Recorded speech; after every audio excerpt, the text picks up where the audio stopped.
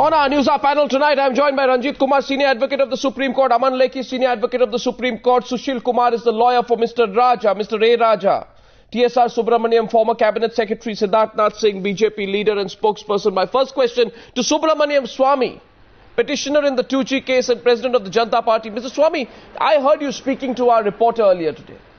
And, you said there may be fresh revelations. I may have to pull out something new. What fresh revelations? Are you sitting on new papers? And if you are sitting on new papers, why aren't you disclosing them? Well, I'm a litigant in two courts. One is the Supreme Court and the other is the trial court. In the Supreme Court, I have to just make out a case that there are a number of facts which Mr. Chidambaram has knowledge of, and the CBI under Section 161 of the CRPC has to investigate him.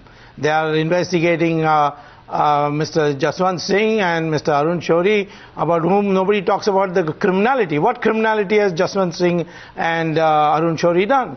But they are being investigated. Now, Mr. Chidambaram was in the loop in every decision, and the question of criminality I will deal in the trial court.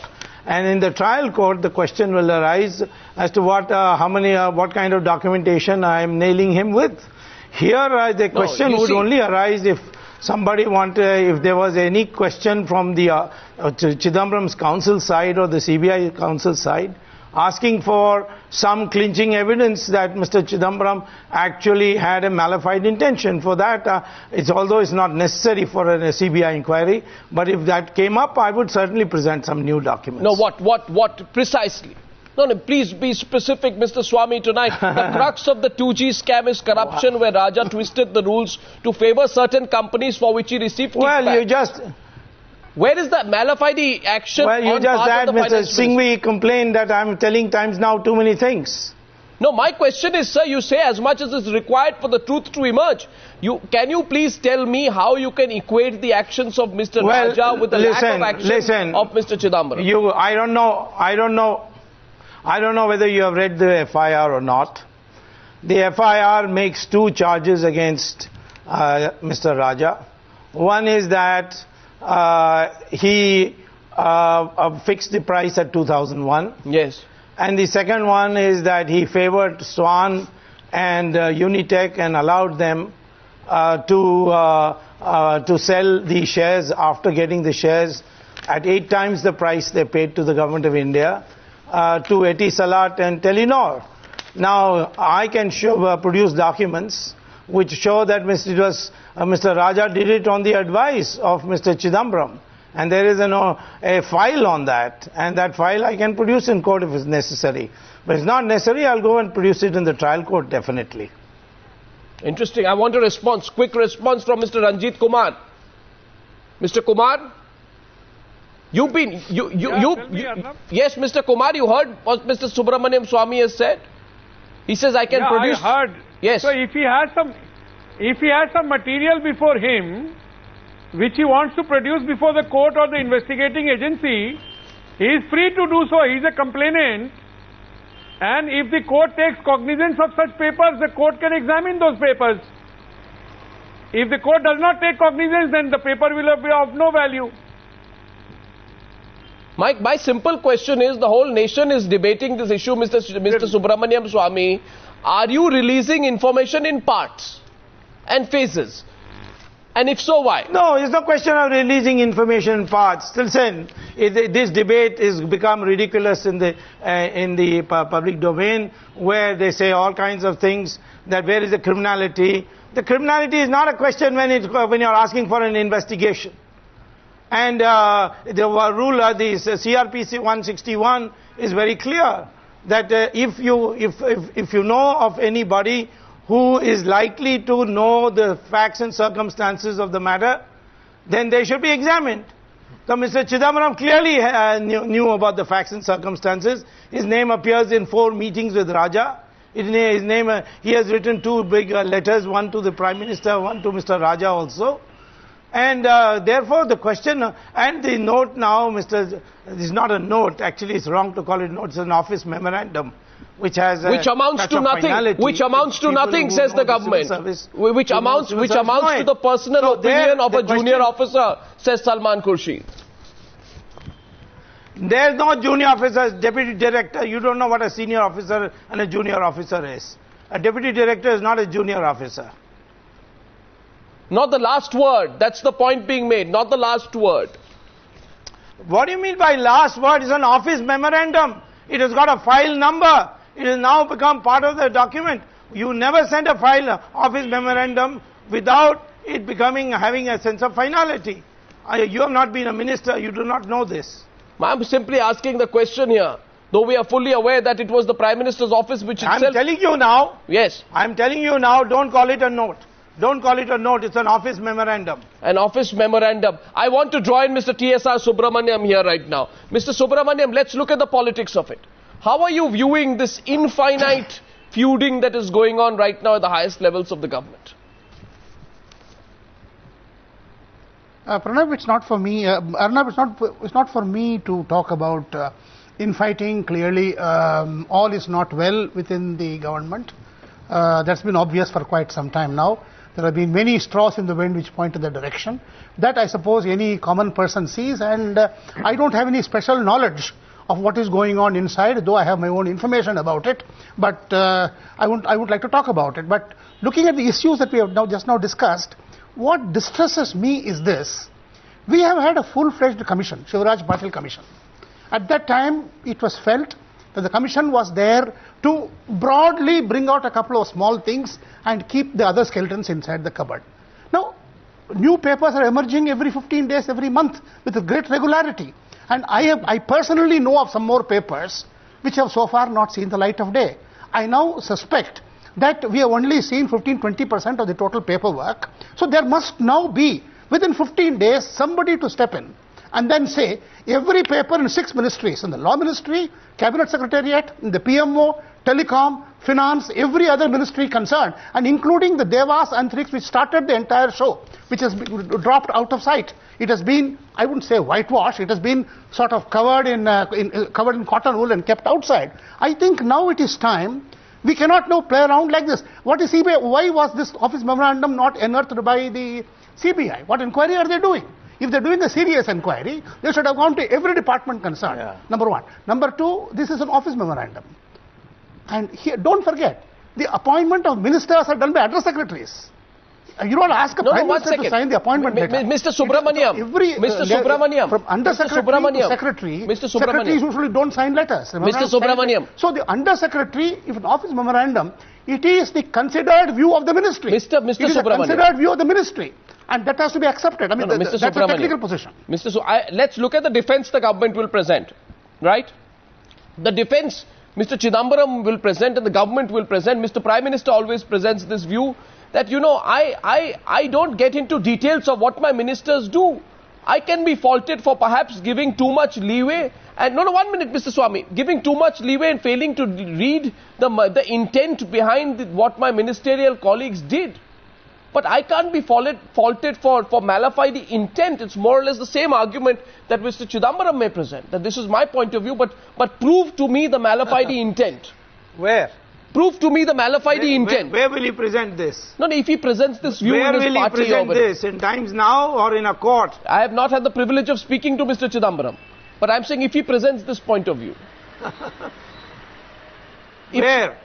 If he presents in a trial court, it's a different matter. If he there's nothing for him to present in the Supreme Court. The Supreme Court has just to consider whether the CBI has looked at all the documents and all the facts. And it's pretty clear that the CBI has not. CBI has not gone beyond November 22, 2007. All the action has taken place after 10th January. And therefore, the CBI is in fact truncated the investigation and it needs to be pulled up. Today, the CBI director called 15 journalists and gave them a background briefing that there's nothing in all this. This is very extraordinary that the CBI director should be doing this. Again, you're claiming that the CBI is part of one particular cover-up which is happening in this case. You're saying that they're attempting to cover it up and also spread that story in the media. Because of the monitoring, they are not able to cover up fully. That's why the case has gone this far. Yeah. But the fact of the matter is that the CBI did not, despite the CAG saying despite so many documents coming, the CBI has not done any investigation as far as Mr. Chidambaram is concerned. One minute. I go to other panelists. Let me go across now to Mr. Sushil Kumar. 1 minute, Mr. Ranjit Kumar. I want to go to Mr. Sushil Kumar, who is Mr. A. Raja's lawyer. Siddharth Singh, just coming to you. I want to understand the legality of it first, very quickly. Sushil Kumar, my question to you is, how does this benefit Mr. A. Raja? We found it very interesting. Your client, Mr. A. Raja. Well, it directly benefits him because in the meeting which was attended by Raja, Mr. Chidambaram and Mr. Manmohan Singh, it was clarified that this transfer of equity or the dilution of equity is not sale of the license. That is the whole case of the prosecution. If it is established that it was really decided in that meeting, he is exonerated completely because the rate was already fixed in 2001. Nobody could change it because it was a cabinet decision. If these 2 points go, the whole prosecution goes. Mr. Swamy?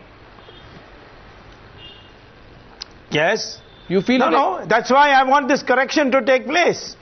And that's why I'm saying that if you go into this trial without Chidambaram in it, then Mr. Raja will have no difficulty getting out. Now let me join Mr. Aman Lekhi. Mr. Aman Lekhi, you know, there are different plots that are building in all of this. I want you to first comment on what you've heard from Mr. Subramanian Swamy, that if required, he will pull out more material to argue his case of mala fide intent. Mr. Lekhi. You don't need more material. In fact, what is announced as Raja's policy is in fact the policy of the Government of India, for which the ministers are collectively responsible.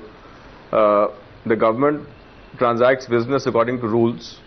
The rules are constitutional in nature, and these rules stipulate that if there is an issue involving financial implication where the finance minister requires a meeting of the cabinet, or if there are difference of opinions between the ministers, then a meeting of the cabinet is summoned.